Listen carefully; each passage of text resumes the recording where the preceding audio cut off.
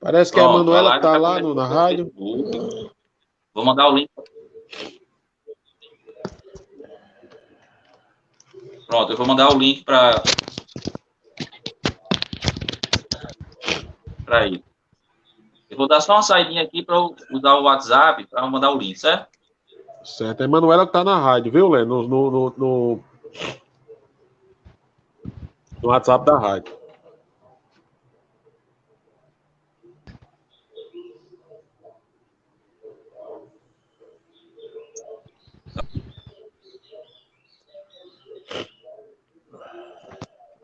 Não estou conseguindo sair daqui, velho. Vamos iniciar, né? Aqui ele está tentando falar da rádio. Bom dia, ouvintes, né, da FM Salinas, e bom dia a todos que nos assistem pelo Facebook, iniciando mais um programa Foco na Política. Né, e hoje, com a presença do nosso companheiro de bancada, Lenin Tierra, Lamec, e nosso advogado Maurício também hoje vai dar a sua contribuição aqui no nosso programa. Esperando o professor Renato também entrar aqui na live. E para iniciarmos falando um pouco da semana política, dos acontecimentos nacionais, semana muito conturbada em Brasília, né? Política pegando fogo. Primeiramente, nós tivemos a demissão da Regina Duarte na quarta-feira. Regina, que passou 2 meses e meio na Secretaria de Cultura e ficou marcado esse período pela falta de ação na pasta cultural. Sobretudo, onde se constatava uma necessidade, né, de apoiar aqueles artistas, né, que estão sem poder fazer suas apresentações durante a pandemia. Então, não se viu nenhuma ação por parte da Secretaria de Cultura nesse sentido. Pelo contrário, grandes artistas, né, que faleceram durante esse período, como Aldir Blanc, nenhuma mensagem, nenhuma nota, né, lamentando a morte de artistas que tanto contribuíram para a cultura do nosso país, foi emitida pela Secretaria. No caso de Moraes Moreira, do Aldir Blanc, que eu já falei, e de tantos outros. Né? Regina ficou marcada apenas por uma entrevista que ela deu, né? Eu acho que foi para a Jovem Pan, salvo engano, se eu estiver enganado, vocês me corrijam, onde ela fez apologia à ditadura militar no Brasil, cantou o hino para Frente Brasil, que foi um hino muito tocado na época da ditadura, minimizou as mortes que aconteceram durante a ditadura. Né? Agora ela vai para a Cinemática, né? outro órgão do governo, e, segundo ela, é porque ficaria mais próximo da família, não estar em Brasília, né, que estava atrapalhando, né, essa saudade que ela estava sentindo dos médicos, mas a gente sabe que já tinha um processo de fritura de há muito instalado para destituí-la do cargo. Né? E o assunto mais comentado da semana, que foi a liberação da entrevista, né, pelo Supremo Tribunal Federal ontem. Entrevista vídeo. O vídeo que o Sérgio Moro, né? O Sérgio Moro, na notícia dele, que ele apresentou contra Jair Bolsonaro, dizendo que Bolsonaro queria intervir na Polícia Federal, naquela área ali do Rio de Janeiro, na Superintendência do Rio de Janeiro, para proteger os filhos que estavam sendo alvos de investigação. E Sérgio Moro pediu para divulgar essa reunião entre os ministros, a reunião que foi feita no dia 22 de abril, para que servisse como prova, né, contra Bolsonaro, onde Bolsonaro, naquele vídeo, dizia claramente que ia intervir do pessoal da segurança. Ele não fala o nome da Polícia Federal, mas fica muito claro, fica muito nítido, né, que ele queria intervir naquela área para o pessoal, aí chamou um palavrão lá, que o pessoal estava querendo, não vou chamar o palavrão aqui, né, Maurício Lavec, mas o pessoal estava querendo prejudicar, vamos dizer assim, os filhos deles, os amigos dele, a família dele. Né? Uma linguagem muito baixa, o povo brasileiro viu ontem como é que essas pessoas se comportam. A gente esperava que esse vídeo, essa reunião dos ministros fosse uma reunião que tratasse realmente do assunto mais importante no momento, que é o quê? É a vida dos brasileiros, que estão morrendo em decorrência do coronavírus. Cada dia que passa, os números estão aí passando de 1.000 pessoas que estão morrendo diariamente em virtude dessa doença, e o governo vai tratar de troca de superintendente da Polícia Federal, e todos viram um show de horror. Não, para mim isso não foi surpresa. Se você analisar a trajetória de Bolsonaro, coisa que nós analisamos durante a campanha, diferentemente de muitos que não analisaram, que apostaram no capitão, mas foi um parlamentar que passou 28 anos, né, na Câmara Federal e não mostrou um grande projeto, né? Um parlamentar tosco, despreparado, totalmente despreparado para assumir um cargo da máxima importância, como é a presidência da República. O cargo máximo da administração pública brasileira.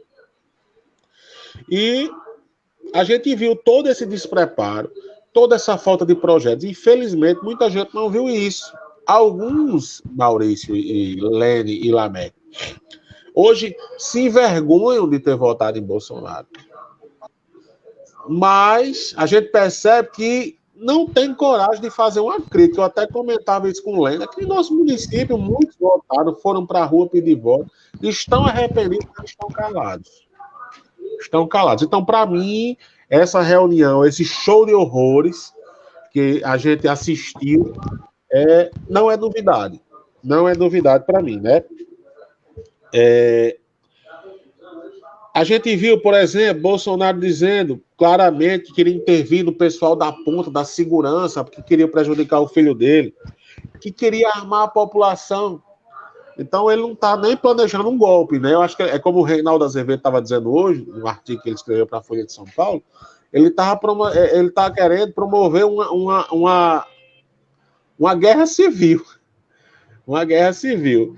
O Weintraub, o ministro da Educação, dizendo que quer prender deveria prender esses vagabundos, ministro do Supremo. O ministro do Meio Ambiente, o Ricardo Salles, dizendo que deveria se aproveitar a pandemia para passar a boiada por cima das regras ambientais, das leis ambientais brasileiras.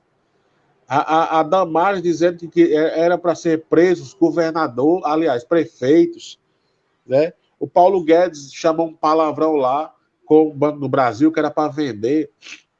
Ele quer vender tudo. Todo mundo percebendo que a presença do Estado é fundamental na vida dos cidadãos. Essa pandemia mostrou isso. A presença do Estado, que essas pessoas querem fazer de Estado mínimo, esses liberais que estão no poder, capitaneado por Paulo Guedes.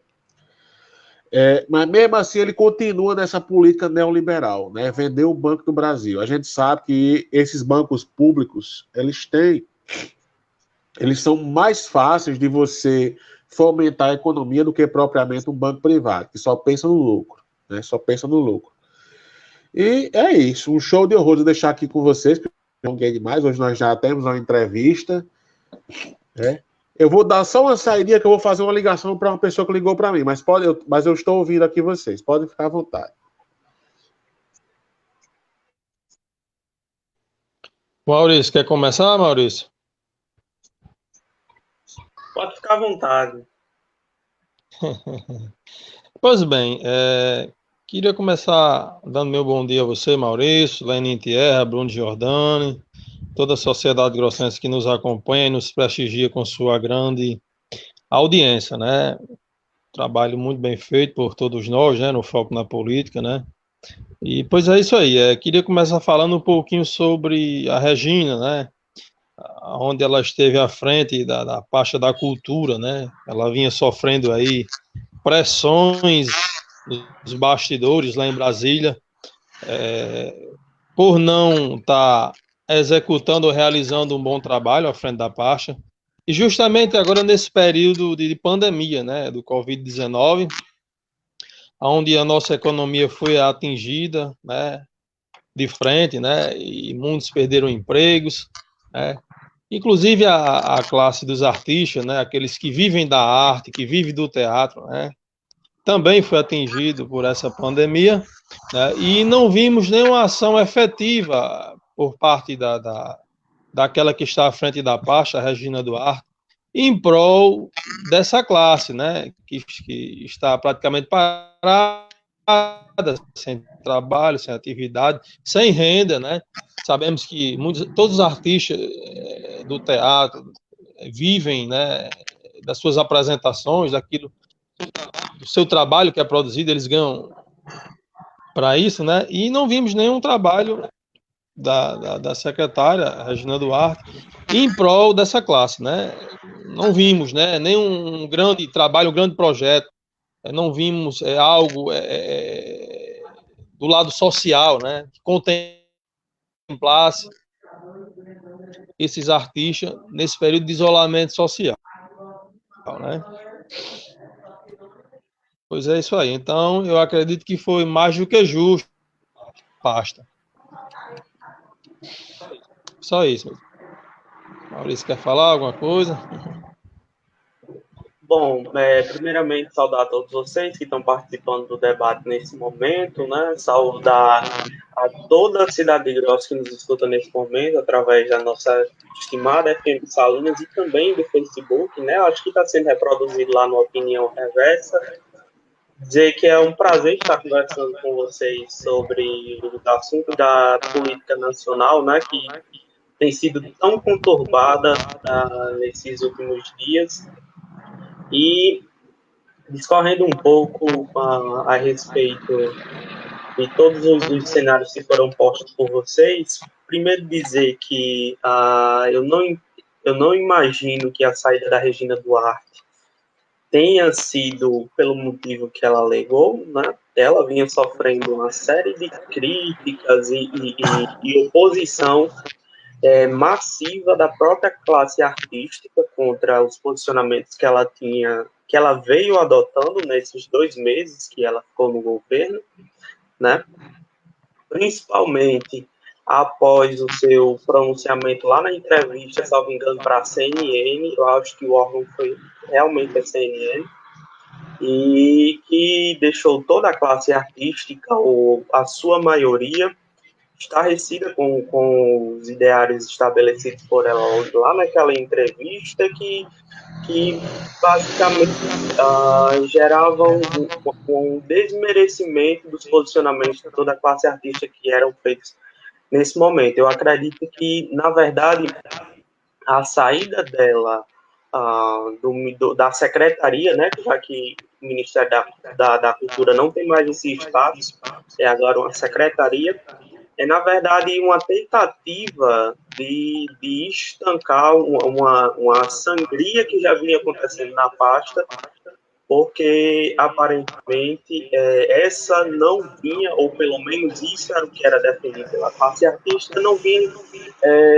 cumprindo com o seu papel, que além de disseminar, de fomentar a cultura brasileira, um papel de apoiar o desenvolvimento da arte. Isso não se faz sem apoiar a classe artística. Então, ao meu ver, a ida da Regina para a Cinemateca, lá de São Paulo, na verdade, uma espécie de prêmio de consolo pelo fato dela ter abandonado a sua carreira, né? Já estava na Rede Globo há 50 anos ou um pouco mais, era uma renomada atriz, e largou tudo isso, rompeu seu contrato com a emissora para assumir um cargo, né, que, na verdade, foi mostrar a verdadeira face daquela que era das pessoas adoradas pelo Brasil, principalmente ali na década de 80 e 90, pelos trabalhos que eram que ela desempenhou na teledramaturgia brasileira. Então, ao meu ver, a saída da Regina não é um problema familiar. Se fosse assim por isso, ela não teria aceitado o cargo. Acredito que quando se aceita o cargo, tiveram uma série de questões. Entre elas, o fato de que haveria necessariamente um distanciamento da família em razão do trabalho que ela exerceria ser feito em Brasília, enquanto a família possivelmente estaria em São Paulo, no Rio, não sei. Mas acredito que ela tenha ponderado essas questões e isso foi somente uma justificativa que ficou muito claro que não era a real motivação do seu desligamento da Secretaria da Cultura. Quanto ao que Bruno comentou posteriormente, né, a respeito da liberação pelo ministro Celso de Mello do Supremo Tribunal Federal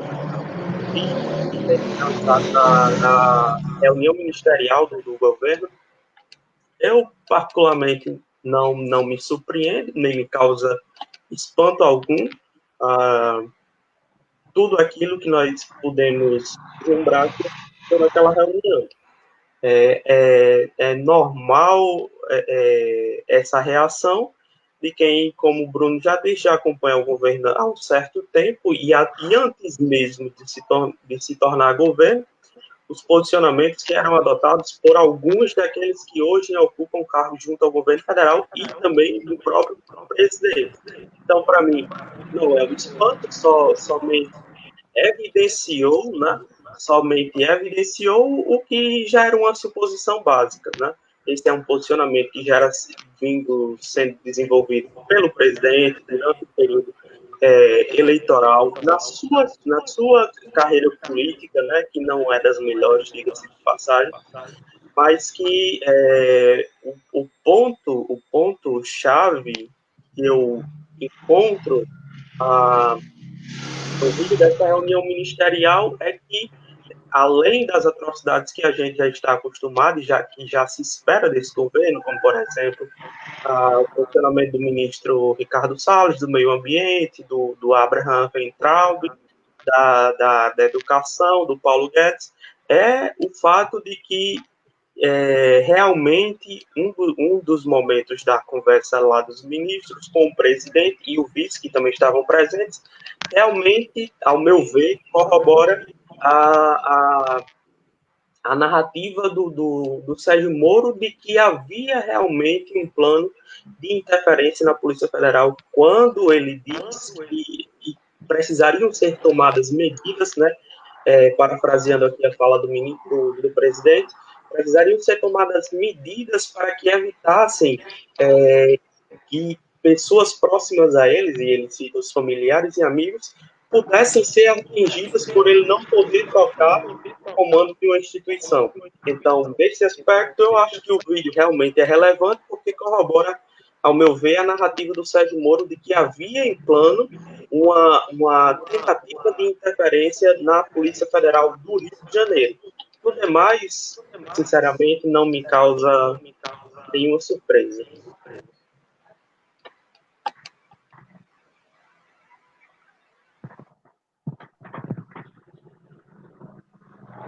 Renato? Bom, quem tá é Maurício, né? Bom dia, Lameck. Bom dia. Eu cheguei aqui um pouco atrasado, Bom dia, na conversa. O Bruno está aí também. Exatamente assim, qual foi os temas, Bruno, que você inseriu aí no início do programa? Eu cheguei um pouco atrasado.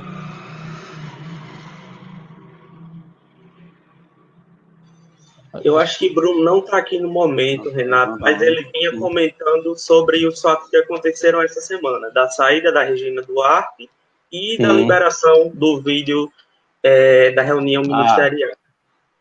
Ok, muito bem.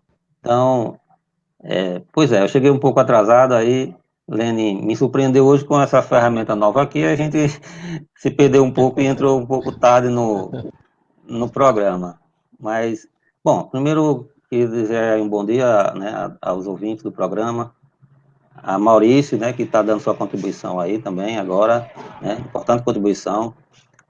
É bom revê-lo, Maurício. Maurício foi nosso aluno lá no Coronel Solon, assim como Lamec também, então é bom ver que os nossos alunos estão aí realmente enveredando, né, na tentativa de fazer esse trabalho de conscientização na comunidade. Então, isso só nos gratifica bastante. Lene está por aí também, né? Não sei, também já.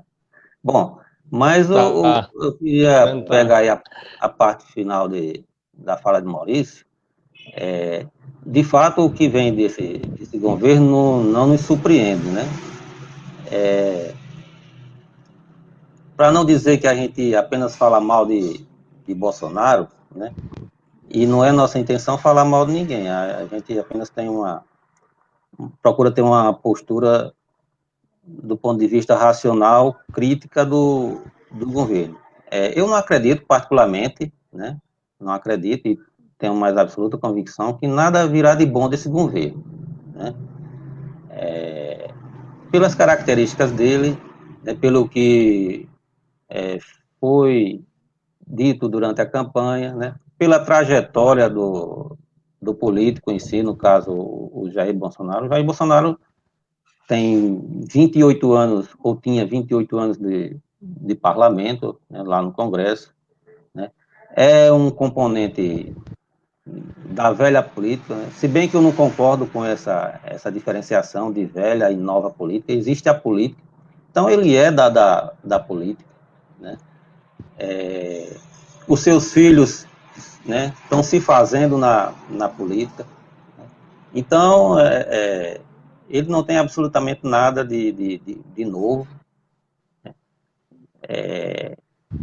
O seu comportamento durante a campanha de elogiar o período da ditadura militar no Brasil, e mais do que isso, de elogiar ditadores, né, inclusive de receber torturadores no Palácio do Planalto, como foi mais recentemente. Então, nada disso nos surpreende. Então, para não dizer que a gente só fala mal de Bolsonaro, eu vou até defendê-lo, né, de eventualmente alguém dizer que está decepcionado com o Bolsonaro, né, porque a gente se decepciona com alguém, né, quando ele diz uma coisa, ele passa uma coisa, e depois de conquistada uma eleição, né, ele pratica outra. No caso, seria uma decepção. Né? Mas o Bolsonaro, ele está, né, colocando em prática absolutamente tudo do que ele disse na campanha. Né? O Bolsonaro é aquele extrato, né, mais degenerado da elite brasileira. Né? A gente comentou num programa no meio de semana, né, que o Bolsonaro foi a absoluta falta de opção, né, da elite brasileira, em função de uma experiência, né, de centro-esquerda que vinha dando certo no país, embora com problemas, né,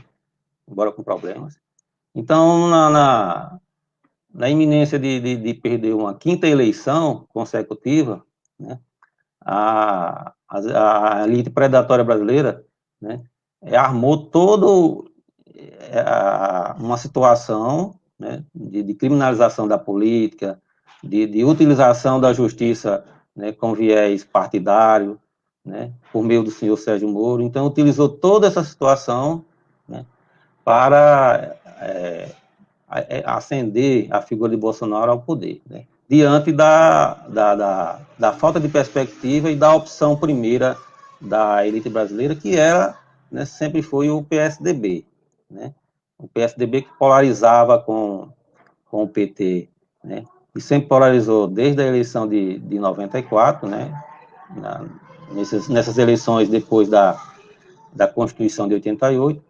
Então, o PSDB sem nenhuma perspectiva, sem apresentar nenhuma liderança, né? Então, foi que as nossas elites, né, históricas fizeram, optaram, né, por aquela figura que passava esse discurso, né, falsamente moralista, né, um discurso falsamente moralista que todos nós já sabemos em que ele se fundamentava. Então, O Bolsonaro é aquele extrato, né, aquele segmento mais degenerado da nossa elite. Né, porque a nossa elite, ela sempre passou essa imagem, né, de liberal, de desejosa de um regime democrático, mas aquela democracia, né, sem o povo se aproximar muito, né, sem o povo se aproximar muito. Uma democracia formal, né. A ideia do PSDB é essa, do ponto de vista político, né, é essa, de uma democracia onde determinados segmentos não cheguem ao poder, e se chegar, né, não ousem mexer, né, com as estruturas seculares da sociedade brasileira. Então, quando uma experiência dessa, mesmo que cheia de limitações, como foi a do Partido dos Trabalhadores, com todos os seus defeitos, né, e nós já dissemos aqui várias vezes, temos muitas críticas, não essa crítica falsa moralista, né? Não essa crítica, mas uma crítica do ponto de vista da prática econômica, né? É bom lembrar que o PT manteve a política do PSDB, né? Manteve a política econômica do PSDB, inclusive a própria Dilma, no seu segundo mandato, até aprofundou essa política, né? Quando nomeou Joaquim Levy para ministro da Fazenda.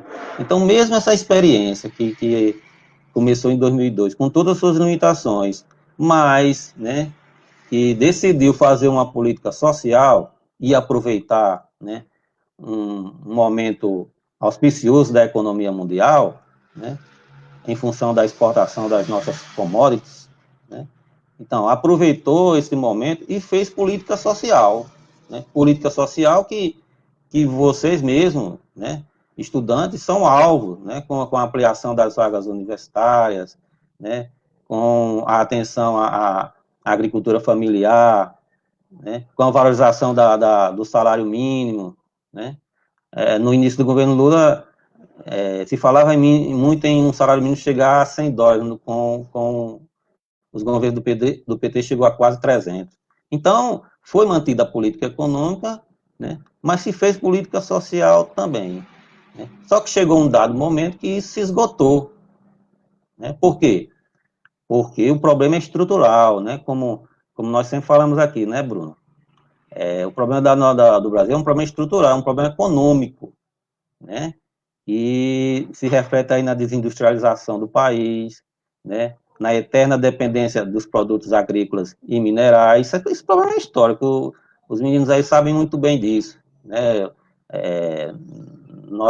A evolução histórica, né, mesmo já como Estado nacional, ela se caracterizou, né, pela a ideia do Brasil como um país fornecedor de matéria-prima, né? Aquela velha teoria, inclusive oriunda da figura, posso dizer assim, da figura mais importante ainda do PSDB, que é Fernando Henrique, a teoria das vantagens comparativas, né? Aquela ideia que pretende inserir o Brasil no mundo, pretende não, inserir o Brasil no mundo, e isso já vem desde lá de Campos Sales, né?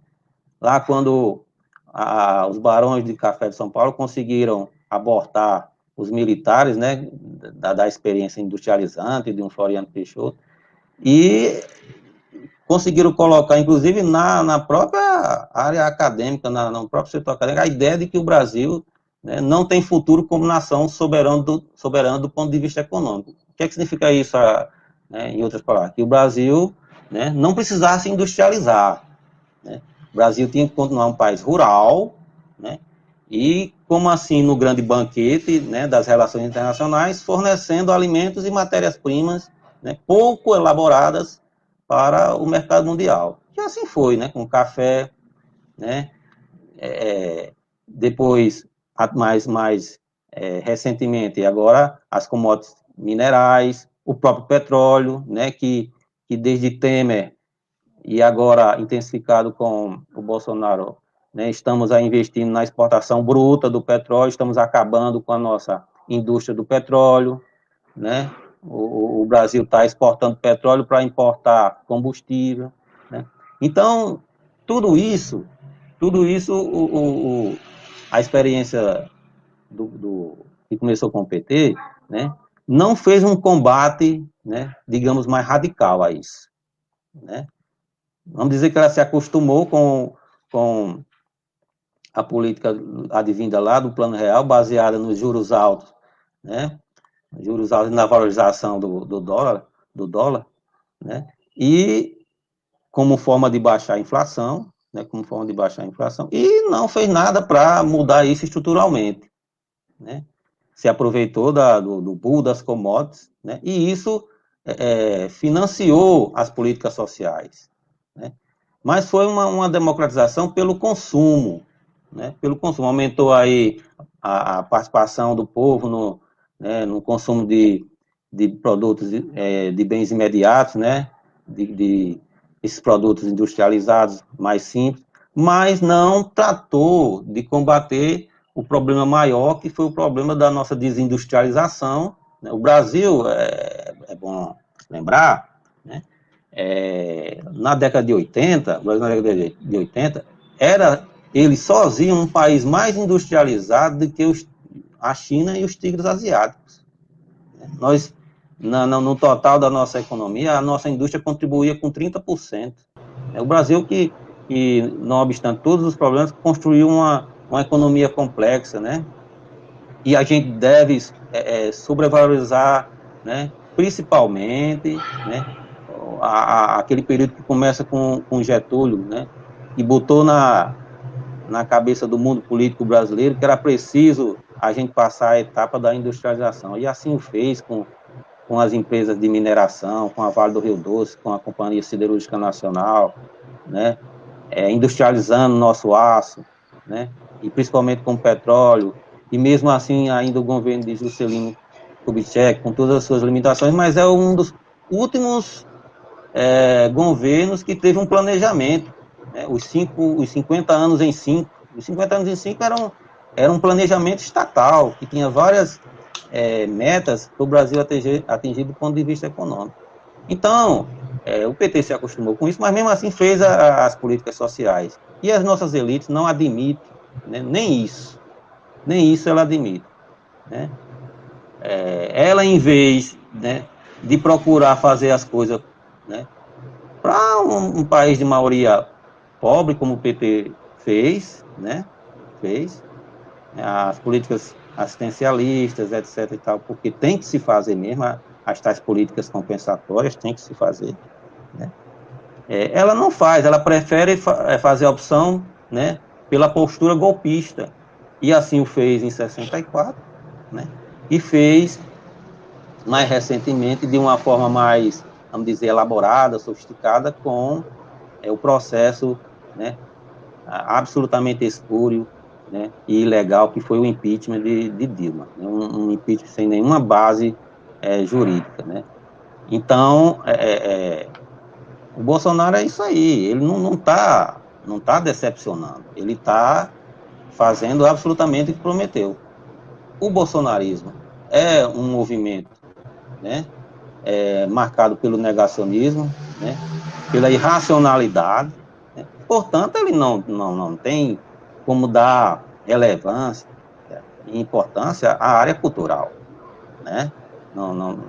E pode até dar, mas no sentido, né, de prejudicar essa área, né?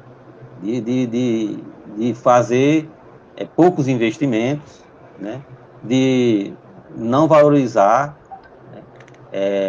a arte de uma maneira geral. Da mesma forma não pode valorizar a educação, não pode valorizar a ciência, né? Porque é um movimento que tem, resumidamente, por base, né, a irracionalidade. E quanto à reunião, né, essa reunião é como o próprio Maurício disse aí, nada nos surpreende, né? Ela é mais um elemento nessa realidade, né, que vai se somar aos vários motivos já existentes para o afastamento do Bolsonaro. Mas isso aí é uma perspectiva que a gente tem que analisar com uma certa profundidade, né? É desejo nosso o Bolsonaro sair? Mas o que virá depois dele também, né? O que virá depois dele vai ser mantido a rigor, né, o aspecto mais nocivo, que é essa política econômica, né, a política econômica de massacre dos direitos da nossa população. Então, o Bolsonaro, ele, nesse movimento dele, ele também tem manejado, nem sempre de maneira errada, as peças, não, né? O que acontece? Ele se cercou dos segmentos da sociedade, né, que detém a força. A gente já disse isso aqui, né? Então, ele tem aí os militares, né, vergonhosamente, que a gente já disse isso aqui, é uma tristeza para nós, né? Essa instituição Forças Armadas, né, que a gente também já não esperava muita coisa, né, mas ela está se colocando numa situação de desgaste, né, que, inclusive, nesse sentido, até torço que ela se desgaste cada vez mais, porque as nossas Forças Armadas, né, ela tem servido, na verdade, ela tem servido como uma força de ocupação. Eu comparo as nossas Forças Armadas, né, fazendo uma analogia aqui com a história, ao Capitão do Mato, lá na colônia, né? Na colônia.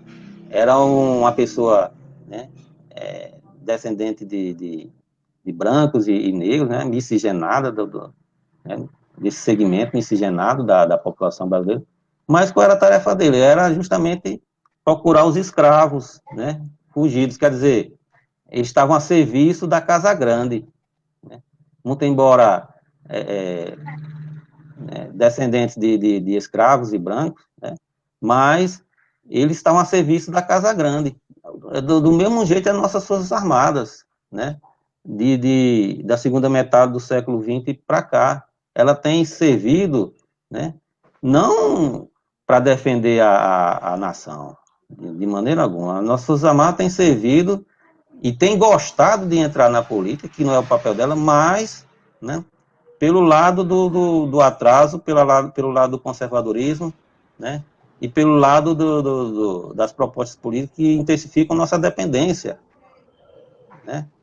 As nossas Forças Armadas teve um papel importante nos primeiros 50 anos do século XX, mas, para nossa tristeza, esse comportamento dela mudou totalmente, né, a partir da segunda metade do século XX. Né? Ela patrocinou o golpe de 64 e hoje, mais recentemente, tutelou as eleições de 18, né? Com aquelas declarações, né, intimidando o Supremo Tribunal Federal, né, para não possivelmente permitir que o Lula participasse das eleições. Né? Então, as nossas Forças Armadas, para nossa tristeza, têm exercido um papel extremamente nocivo, né, do ponto de vista histórico da segunda metade do século XX para cá.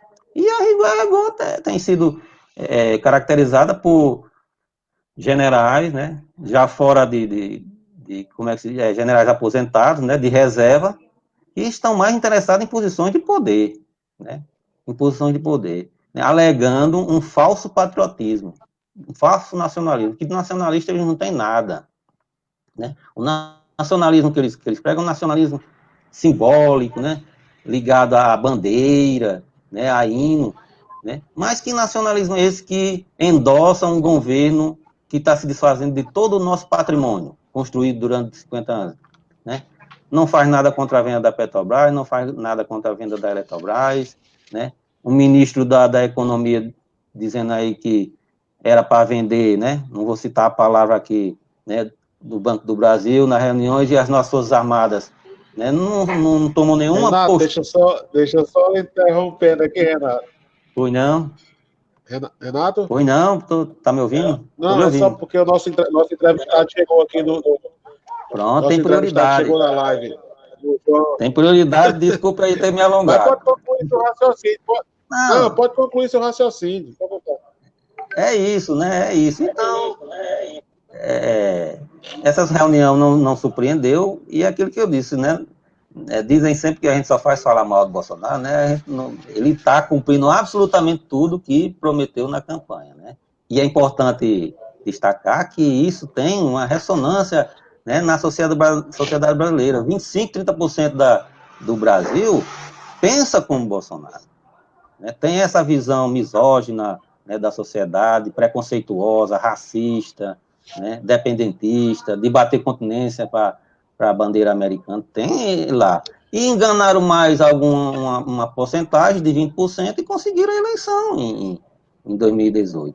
Né, com esse falso discurso aí da nova política, né, com a justiça, setores da Polícia Federal, né, da Polícia Civil, né, sendo linha de frente da campanha dele. Então, é isso, os colegas resumiram muito bem aí nos comentários iniciais.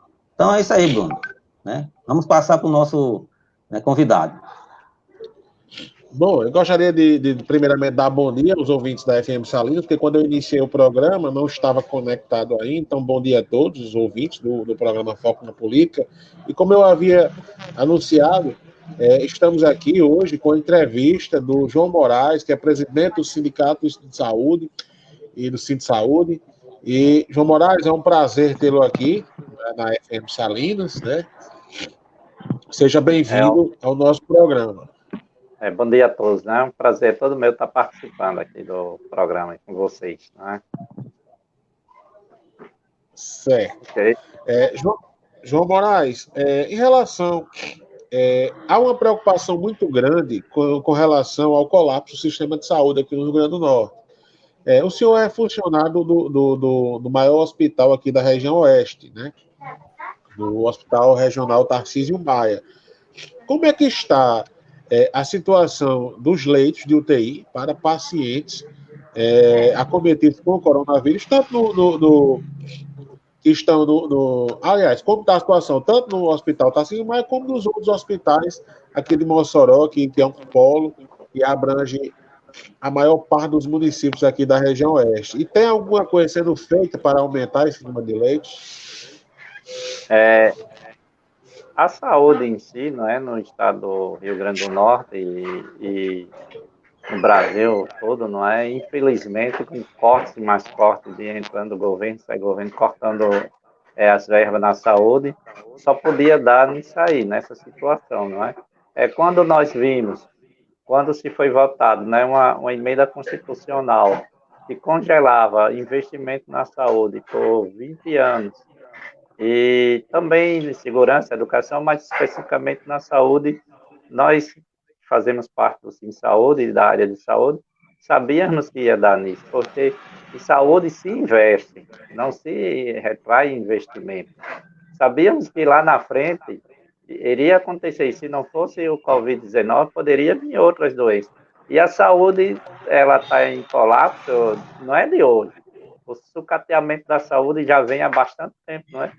Infelizmente, chegamos em 2020, veio essa pandemia, pegou a saúde toda, toda maltratada pelos governos, não é? Sucateada pelos governos, e está essa situação. Trabalhadores trabalhando também assustados, porque os trabalhadores estão lá na linha de frente, e muitas vezes os EPIs não são não são como deveria ser, não chega no momento certo. Para você ter uma ideia, muitas vezes passaram máscara para nós, máscara N95, é a mais aconselhada no momento, mas querem que utilize aquela máscara por mais de um dia, 3 dias ou 4 dias. Não é possível. É o que nós sempre debatemos lá, e ficamos sem EPIs, estão trabalhando. Tem o EPI, mas a conta-gotas. Os leitos, vocês sabem muito bem que os leitos também foram de UTI para o Covid, foram feitos assim também às pressas devido ao momento, não é? Tem leitos, tem no momento agora 20 leitos, não é? Mas mesmo assim está quase lotado, e é muito perigoso também quando vocês escutam da área da saúde, porque eles tentam maquiar dando números percentuais. Quando eles dizem 97% dos leitos estão ocupados, fica muito mais bonito dizer para eles, né? Para eles, governo, dizer, ora, dos 20 só tem 3 leitos. Aí, se ele chegar a dizer só tem 3 leitos ocupados, Isso aí vai criar, para o pessoal, vai ficar logo todo mundo preocupado. Mas quando se diz 97%, poucas pessoas vão ter esse conhecimento. Então, é preocupante a questão de leis. Seria necessário mais. Nós sabemos da dificuldade, que tudo isso foi gerado devido à falta de investimento, não é? na saúde. E o problema está aí.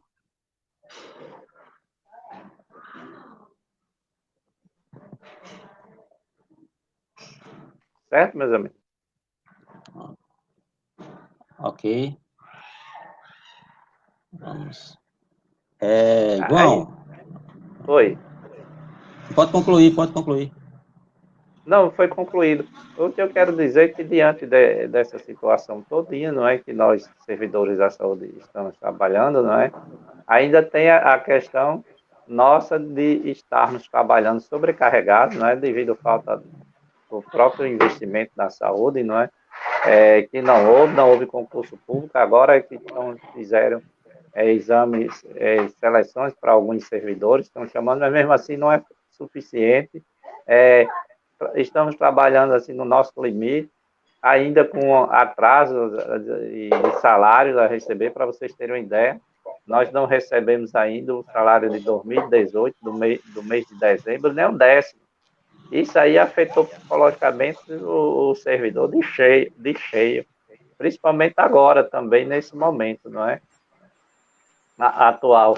Não tá fácil para o trabalhador da saúde que está na linha de frente do combate ao Covid-19, porque tem N problemas e a gente está trabalhando sobre tensão. Ok? Certo. João, um questionamento em razão da atuação que o sindicato vem desenvolvendo agora em frente a essa pandemia. Em primeira mão, eu afirmo que entendo que o sindicato, principalmente nessas questões atinentes à saúde, realiza, na verdade, uma luta histórica no sentido de garantir os direitos mínimos a uma classe tão sofrida, né, em razão do pouco beneficiamento dos órgãos estatais em relação a vocês. Eu tenho um exemplo em casa, que é a minha mãe, que é ligável também junto ao Cine Saúde aqui da região oeste, e eu percebo o descaso público com seus funcionários, isso historicamente, e vejo que há uma tentativa em curso de se melhorar essa situação. O meu questionamento é no sentido de que o nome do Cine Saúde ultimamente veio muito à tona em razão da judicialização da questão do lockdown, né? O meu questionamento é o seguinte: esse pedido junto à justiça se deu em razão da ineficiência do governo estadual no tratamento da temática? Exatamente. Foi a ineficiência do governo em relação aos servidores, a EPIs, porque a gente fez uma análise geral, tanto a nível de Natal como a nível de Mossoró e a nível do estado todo. Às vezes os EPIs que chegam não são confiáveis também, a gente não tem certeza se aqueles EPIs são de qualidade. Também o momento atual, não é? Porque nós também observamos que o isolamento social, infelizmente, não está tendo como deveria ter, como manda a Organização Mundial de Saúde. Aí nós cobramos, porque nós estamos preocupados com vidas de todos os trabalhadores, não só o trabalhador da saúde, e nós também não somos mercantilistas também de pensarmos só na questão financeira, só na questão dos trabalhadores em questões financeiras. E, infelizmente, a Justiça interpretou que nós não poderíamos questionar a questão do lockdown, porque o sindicato era para ser voltado só a essa questão trabalhista dos servidores. E esqueceu da questão que nós também preservamos uma saúde pública e uma saúde de qualidade. E, diante de todo esse momento atual que nós estamos observando, não é? Então, nos preocupamos com a questão da questão dos leitos de UTI, né? Vocês sabem que a Covid, ela tem o contágio muito rápido, não é? Se todo mundo precisar, que já foi dito aí por vários meios de comunicação e é comprovado cientificamente, se todo mundo precisar de hospitais ao mesmo tempo, não vai ter porque, infelizmente, é o que nós falamos há pouco tempo, né? Não houve investimento na saúde como deveria ter. Então, diante dessa situação, nós pedimos o lockdown, judiciamos, mas, infelizmente, foi negado, não é? Mas vamos para frente, vivemos, pelo menos nós, da nossa parte, nós somos democráticos, entendemos ao entendimento de cada um, e estamos para nos reunir com o judiciário nosso, com a nossa assessoria jurídica, não é, para ver se recorre ou não dessa decisão. Bom dia, João. Bom dia. Vamos agora partir um pouco para o problema político, né? Você falou aí da questão de recursos, né, da saúde. E a gente sabe, você tem razão, que a saúde é um setor, assim como os setores sociais de uma maneira geral, né? Educação, exato, segurança, né? Historicamente, né, são setores que demandam muito, né, mas que não tiveram a devida atenção, né, das várias experiências políticas por qual esse país já passou, inclusive, né, os próprios governos do PT que ao não romper, né, com a política econômica herdada lá do PSDB, de certa forma também deixou carente, né, o setor da saúde, muito embora tenha ocorrido avanços e havia a intenção de sempre aumentar os investimentos na saúde. Mas eu queria que você fizesse aí uma explanação, qual a perspectiva, né, de você mesmo, enquanto cidadão, né, um sindicalista, um homem que milita na política sindical, mas para além disso também, né, milita, né, acredito no segmento da política, né. Na sua análise, o que levou o brasileiro, né, o brasileiro a fazer essa opção, né, pela pior das opções e por um, né, representante do segmento da política que dizia claramente que não ia ter atenção com o social, né? Dizia claramente isso, não demonstrava nenhuma, né, preocupação, né, com os segmentos mais pobres, né, com o próprio SUS, né, que com todas as suas mazelas, né, é uma dos avanços civilizatórios da civilização brasileira, né?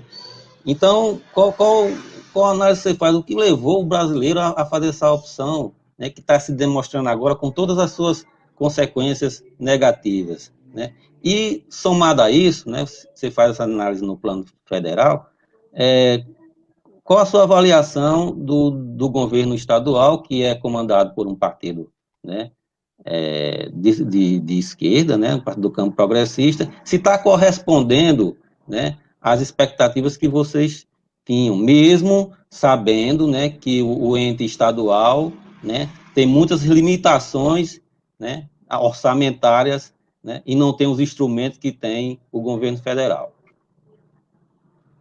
Olha, na realidade, eu até fico pensando como é de tantas opções as pessoas terminaram optando, na nossa opinião e na minha, né, no pior, porque, infelizmente, o nosso presidente não tem nem conduta de um presidente, não é? Infelizmente, foi em cima dos erros do governo de conciliação, né, do PT. Como houve muitos erros e a mídia toda ficou divulgando que é certo, nós estamos num país democrático, não é? Houve decepções da classe trabalhadora, a grande maioria, a massa, começou a se decepcionar de tanto ver se falar em corrupção, mas nós sabemos que outros governos também, que eu também estava envolvido, mas houve um direcionamento total em cima do governo de conciliação e houve erros, não é? E essa decepção das pessoas, e aí eles estão decepcionados, os trabalhadores, com qualquer político, qualquer um, agora, também agora, né, nas eleições municipais, vamos passar por isso também. Houve essa decepção, é por isso que até hoje esse pessoal, mesmo sendo tá cristalizado no apoio deles em torno de 30% e mais alguns, mas existe ainda um rancor contra nós. Nós até sindicalistas, para você ter ideia, para vocês terem ideia, tem sindicalista nosso que chegou ao ponto. Eu até fiquei aonde foi que nós erramos, de chegar a defender esse governo atual. Teve. No meio dos trabalhadores também teve. Quer dizer, também teve um erro nosso também. E às vezes eu fico pensando onde é que a gente errou, porque essa pessoa militava com a gente. Participava dos movimentos, dos cursos que a gente tem de formação. E chegar a achar que a melhor opção era o governo Bolsonaro para resolver a questão do país é decepcionante. É decepcionante o que veio acontecer com a classe trabalhadora. Mas foi todo esse envolvimento da questão que houve, não é? A questão da corrupção. E nós sabemos também... A manipulação, né? Exatamente, toda essa manipulação, nós sabemos que outros governos, não é que a gente está defendendo governo nenhum, nem governo, porque se há e se aprova, se tudo há, justamente é para se ter o julgamento, mas exclusivamente em cima de uns e outros não, que justiça é essa? E só vê um lado e não vê o outro. Seletivo, então, né? Tudo isso e também a falta do avanço político, não é, dos nossos trabalhadores. Eles não teve esse avanço político, não teve essa conscientização, e nós não tivemos perna para conscientizar todos, não é, chegar a todos. Para vocês terem uma ideia, olha, no dia que a gente entrou com a ação do lockdown, um trabalhador da saúde ligou para mim, um agente comunitário de saúde, para você ter uma ideia. Super chateado, dizendo que eu estava fazendo o jogo de uma emissora de TV ou de emissora A e emissora B. Amigo, isso partir do trabalhador, que é agente comunitário de saúde, e vinha defendendo o governo dele, algo está errado, né? Falta aí uma conscientização muito grande desse pessoal. Então, tudo isso gerou isso aí. Foi uma decepção do pessoal também, não é? E houve direcionamento com o governo conciliação.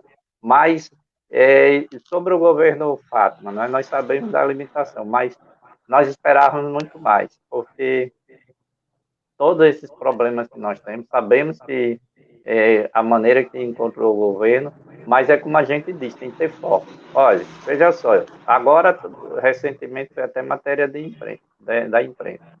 Todos nós sabemos do contrato aí do Arena das Dunas, que foi feito com a construtora OAS, né? Se não me engano, foi a OAS. Todo mundo sabemos que o próprio Ministério Público disse que foi uma obra superfaturada. 11 milhões, um governo do Estado, um governo que diz que não tem, que é um governo que não tem dinheiro, não se propôs a fazer nenhuma auditoria, a gente não está dizendo não pare de pagar, mas vamos fazer uma auditoria para ver se realmente o que está pagando é aquilo que nós estamos devendo. O ex-secretário de saúde do governo anterior, Lagrega, disse que se nós tivéssemos 11 milhões todo mês, aplicaria muito bem na saúde. Eu disse, tem de onde vocês tirarem. De lá do pagamento da construção do Arena das Dunas, não é? Que é o campo de futebol, para quem está nos ouvindo não sabe, que foi feito para a Copa do Mundo. Então, é questão de prioridades. Nós não observamos que tem a mesma prioridade. Cobrar as dívidas dos grandes devedores do Estado, não é? Tem de cobrar, não tem a história de ter isenção, não. Porque o Estado não está precisando. Então, é isso aí, não tem questão de prioridade. Olha, Só Deus sabe o que é que os servidores da saúde estão passando por não terem recebido o salário de dezembro de 2018 e seu 10º. Estão endividados. E outra coisa que não era esperada desse governo, veja só, agora no momento atual dessa pandemia, se você está no grupo de risco e queira se afastar devido ao momento atual do local de trabalho, você perde todas as suas gratificações, fica recebendo só o salário básico. Isso aí é uma injustiça por parte do governo fazer isso com o trabalhador. Aí fica uma opção para o trabalhador, ou fica no hospital, para morrer no hospital, ou morrer de fome em casa. Isso aí não é inadmissível, isso da parte do governo de Frente Popular. Então, na minha opinião, não está correspondendo como deveria ser para nós.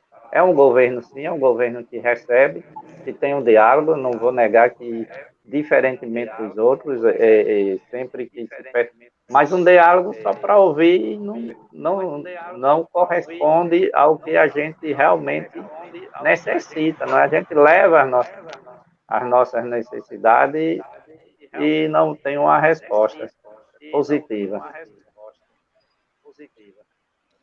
João, Maurício? um questionamento. Como representante do Sindisaúde, como você enxerga o posicionamento do Sindicato dos Médicos aqui do Rio Grande do Norte diante desse pedido de flexibilização do isolamento social? Eu lembro que existe uma matéria recente que indica que entre os profissionais da saúde, os que têm o maior número e risco de contaminação são exatamente os técnicos de enfermagem. Então, como o Sindisaúde se posiciona referente a essa medida ou essa nota emitida pelo CIMED aqui do Rio Grande do Norte? Olha, é lastimável essa situação do CIMED ter lançado essa nota, não é? Tantos profissionais de saúde que estão adoecendo, até mesmo profissionais que estão hoje ao lado de alguns médicos, agora mesmo no Tarcísio Maia, quantos tem, até médicos já veio a óbitos, não é? E o médico, de repente, através do seu sindicato, lança uma nota dessa. É preocupante porque, sem fazer nenhuma acusação aqui, está a serviço de quem? Essa classe média. Está a serviço de quem? É lastimável, eu só tenho a dizer, é uma posição totalmente contrária, principalmente nós que vivemos lá dentro e os médicos sabem, eles sabem a realidade, eles sabem o perigo que todos estão expostos, quem está trabalhando na área da saúde. Então, de repente, se CIMED vem com a nota dessa, é preocupante e questionável mesmo. América, quer fazer alguma pergunta? Oi, Renato. Quer fazer alguma pergunta? Sim. Opa. Oi, Renato. João, a gente sabe que o momento é crítico, né? A gente vem nesse momento de pandemia, né? E Mossoró hoje é uma das cidades do centro, né? Do pico da epidemia, né? Mossoró e Natal, né? Como você vê, João, a questão eu sei que você até falou um pouquinho sobre a questão da estrutura da nossa saúde, do nosso estado. Como você vê a estrutura do Tarcísio Maia hoje no atendimento ao Covid-19? Por que eu faço essa pergunta?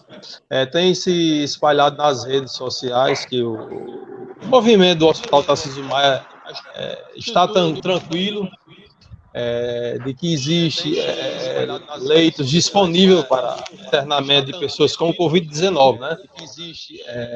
A gente sabe que hoje as mídias sociais é um terreno fértil para se espalhar o famoso fake news. Então, queria que você falasse um pouquinho, né, mais sobre a questão do Tarcísio Maia. mais sobre a questão do Tarcísio Maia. Olha, na realidade, a situação do Tarcísio Maia não é tão diferente da situação do Alfredo Gugel ou do Hospital Deoclésio Marques e outros hospitais aqui do estado, não, né? Ao longo dos anos foi sucateado, né? E agora com o Covid, né? Com essa pandemia, tenta-se atender da melhor maneira possível. Também seria inaceitável, não é? Mas não está tão bom assim, não. Sabe por quê? Profissionais estão adoecendo. É lastimar porque nós pedimos à Secretaria de Saúde, para você ter uma ideia, quantos profissionais já adoeceram do Covid. Eles não dão. Assim, do Tarcísio Maia. O que nós sabemos, assim, já entre amigos, né? Ficando se afastou, porque está com suspeito. No meu levantamento, até ontem, no meu, não é um levantamento oficial, infelizmente, nem o setor pessoal, nem a Secretaria de Saúde, já tinha 18 profissionais afastados, já com suspeita do Covid, e outros até confirmados, melhorou. Isso aí também. A questão de leite. A questão de leite tem mais, está no limite já, tem poucos leitos. Então é por isso que nós nos preocupamos tanto, achamos que deve-se fazer mesmo o isolamento social. Então a situação do Tarcísio Maia não é boa. Para vocês terem uma ideia, olha, a estrutura mesmo com o aumento desses leitos ao Covid-19, a estrutura do Tarcísio Maia ainda continua a mesma quando ele foi inaugurado. O setor de rouparia, onde se faz a higienização do que é utilizado lá, ainda é o mesmo. Está sobrecarregado o setor, para dar conta de mais de 20 leitos, mais os que já tinham, não é? De UTI. O número de profissional não são os mesmos, não é? Trabalha sobrecarregado, principalmente agora quando estão adoecendo. Então, não é tão,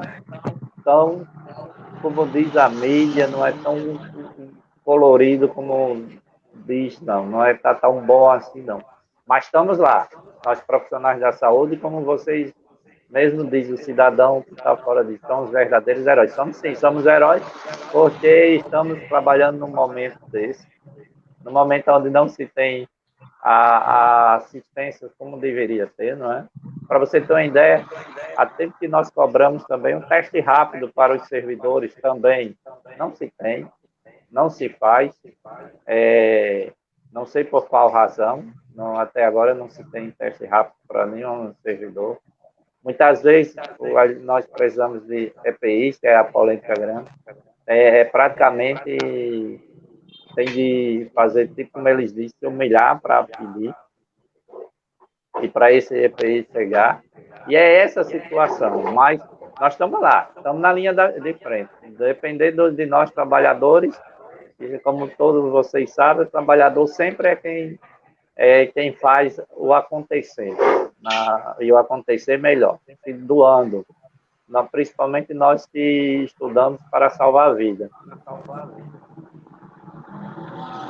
Certo.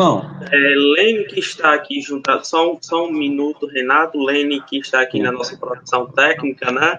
Hoje ele está só ajeitando os detalhes aqui, nos lembra para agradecer ao pessoal que participa juntamente conosco através do Facebook. Marcelo Alves, Joab William, Genildo Costa, e também a vocês que nos escutam através da FM Salinas, o nosso muito obrigado por toda a participação e audiência. Pode seguir, Renato. Nós ainda temos algum tempo aqui.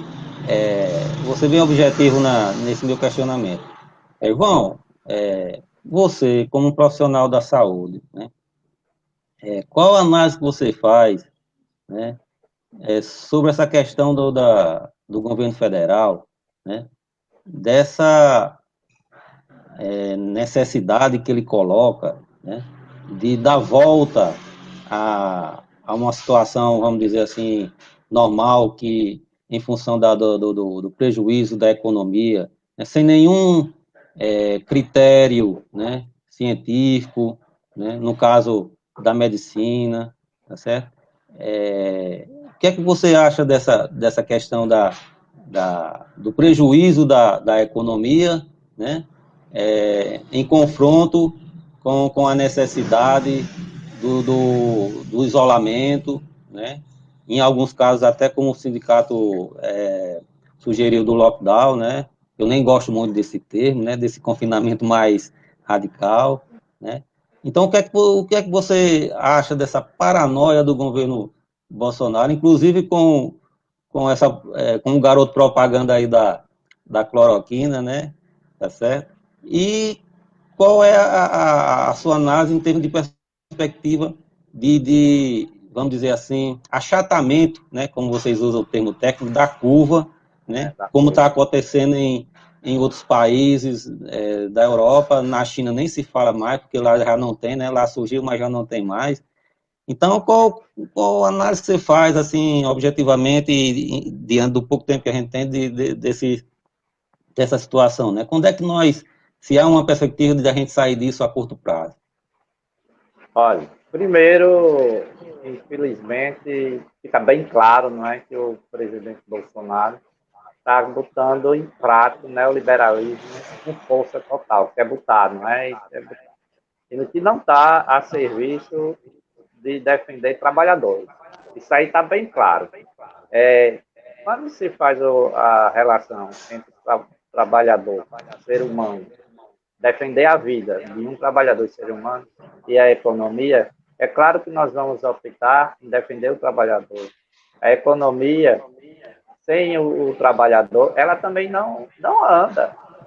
Se de repente, que Deus não livre, o índice aumentar mais, o número de óbitos de trabalhadores aumentar mais, com esse relaxamento, a economia vai andar direito. Isso é um crime, isso é coisa de governo assassino, quer assassinar o cidadão. O governo em si, no nosso entendimento, é para estar a serviço do seu cidadão, da cidadã, fazer o que é melhor. Não é para estar a serviço do capital, não. E nós vivemos numa nação rica. O Brasil não é um país qualquer. Não é um país qualquer. Uma nação que é considerada entre uns e outros, a nona ou a 10ª nação mais rica do mundo, e a ONU reconhece que existem 200 países no mundo, e pronto, imagine você, trabalhador, ser apontado como o 9º ou 10º mais rico do mundo, de repente seus filhos não têm uma boa educação, não têm uma boa saúde, uma boa segurança, algo está errado. Então, infelizmente, quem está lá no poder atual não está pensando no trabalhador, está querendo botar em prática o Estado mínimo. Agora, Estado mínimo para quem? Para os trabalhadores, que é o neoliberalismo. Então, é isso que é o meu pensamento como sindicalista de saúde. E a curva? Quando é que ela vai baixar? Quando é que a expectativa que nós esperamos que essa pandemia, que é a Covid-19, venha a diminuir bastante? Precisa botar em prática que a Organização Mundial da Saúde orienta. Precisa ter o isolamento, precisa que os governos, principalmente o governo atual, o governo federal, como minha filha, ajude mais, pare de fazer propaganda contrária do que manda a Organização Mundial da Saúde. Olha, eu tenho um exemplo na minha família, viu? A minha irmã, mora em Natal, tomou e passaram essa medicação para ela, a cloroquina. Ela quase que morre. Se não parasse, ficou praticamente paralítica, de cadeira de roda.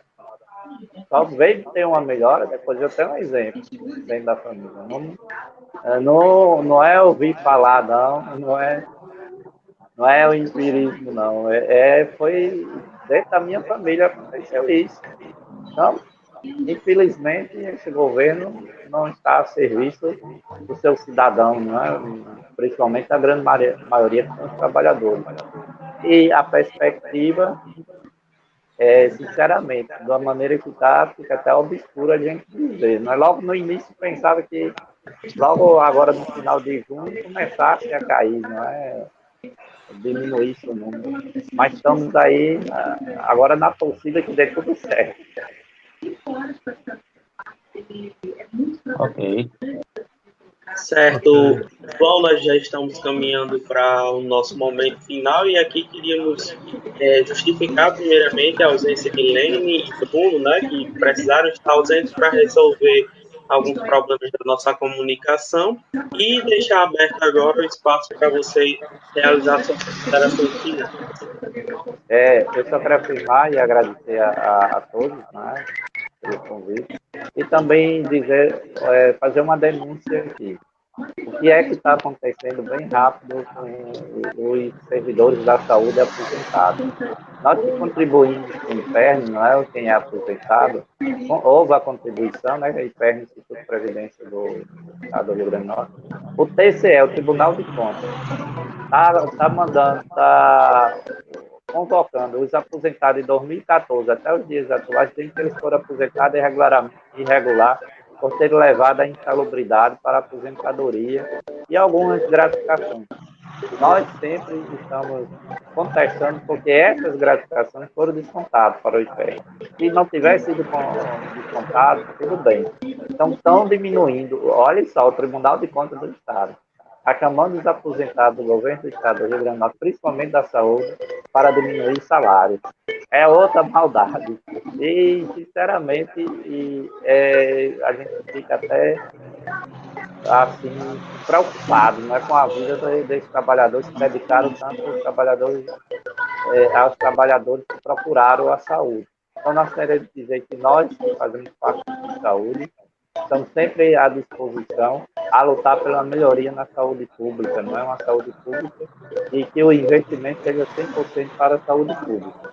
Então, e estamos também sempre à disposição à luta do trabalhador, que vem sofrendo muito ataque, não é, ultimamente, no governo atual. Ok.